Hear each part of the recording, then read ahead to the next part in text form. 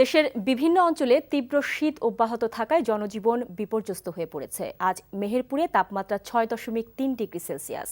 আর দিনাজপুরে ৩ দিনের ঠান্ডাজনিত কারণে ৩ শিশুর মৃত্যু হয়েছে। এদিকে ঘন কুয়াশার কারণে ৫ ঘণ্টা পর শিমুলিয়া কাওড়াকান্দি এবং দৌলতদিয়া পাটুরিয়া ঘাট ৪ ঘণ্টা পর স্বাভাবিক হয়েছে। ঘন কুয়াশায় ছেয়ে গেছে রাজশাহী অঞ্চল। স্থানীয় আবহাওয়া অফিস জানায়, গতকালের চেয়ে আজ রাজশাহীতে তাপমাত্রা কিছুটা বাড়লেও হিমেল হাওয়ার কারণে ঠান্ডা কমেনি। মাঝারি এই শৈত্যপ্রবাহের কারণে দুর্ভোগে পড়েছে ছিন্নমূল এবং নিম্ন আয়ের মানুষ। কুড়িগ্রাম, গাইবান্ধা, পাবনা ও চুয়াডাঙ্গায় শৈত্যপ্রবাহের কারণে জনজীবন দুর্বিষহ হয়ে উঠেছে। মেহেরপুরের ঠান্ডায় জনজীবনে নেমে এসেছে স্থবিরতা। কুয়াশা ও হাড় কাঁপানো শীতে সবচেয়ে বেশি বেকায়দায় পড়েছে বয়স্ক এবং শিশুরা। আর দিনাজপুরে শীতজনিত রোগ, ডায়রিয়া, নিউমোনিয়া সহ বিভিন্ন রোগে আক্রান্ত হয়ে শিশুরা হাসপাতালে ভর্তি হচ্ছে। রোগীদের চিকিৎসা দিতে হিমশিম খেতে হচ্ছে চিকিৎসকদের। হবে না, তাই এমন ঠান্ডাতে ঠান্ডা খেলে থাকতে পারছি না, কাপড়ে টুপড়ে দিয়েছি। কাজে যাতেই হবে, তো খেতে হবে, নাহলে তো সংসার মাইনাস হচ্ছে না, এর জন্য ঠান্ডাতে আসতে হয়েছে। ওই শীতের লেগে লোকজন কম হয়েছে, সকালবেলা দুপুরের দিকে একটু হয়, সন্ধ্যার পরে হয় না।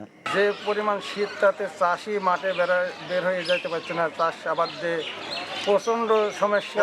৫-৬ বছর আগে শীত দেখেছি এবং সেই শীত এখন ৫-৬ বছর পরে আবার ফের পুনরায় নতুন করে দেখছি। কিছুক্ষণ আগে বগুড়া ও দিনাজপুর থেকে ওই অঞ্চলের শীতের খবর জানিয়েছেন আমাদের সহকর্মীরা। বগুড়া মাঝারি শৈত্যপ্রবাহের কারণে জনজীবন অনেকটাই স্থবির হয়ে পড়েছে। শহরে কিন্তু জনসমাগম অন্যান্য দিনের চেয়ে অনেক কম লক্ষ্য করা যাচ্ছে। আর এই শীতের কারণে কিন্তু আমরা বিভিন্ন হাসপাতালে এবং গুলোতে খবর নিয়ে জেনেছি যে আসলে কিন্তু সেখানে শিশু এবং বয়স্করা কিন্তু শীতজনিত নানা রোগে আক্রান্ত হয়ে তারা সেখানে ভর্তি হচ্ছে এবং এই সংখ্যা কিন্তু দিন দিন বাড়ছে। আর এই তীব্র শীতের কারণে কিন্তু দেখা গেছে যে দিনমজুর এবং নিম্ন শ্রেণীর আয় মানুষগুলো তারা কিন্তু নানা দুর্ভোগের শিকার হচ্ছে এবং তারা কিন্তু অনেকটা কর্মহীন হয়ে পড়েছে। দিনাজপুরে গত ৩ দিন থেকে শৈত্যপ্রবাহ অব্যাহত রয়েছে। ঘন কুয়াশায় যানবাহন চলাচল করছে হেডলাইট জ্বালিয়ে।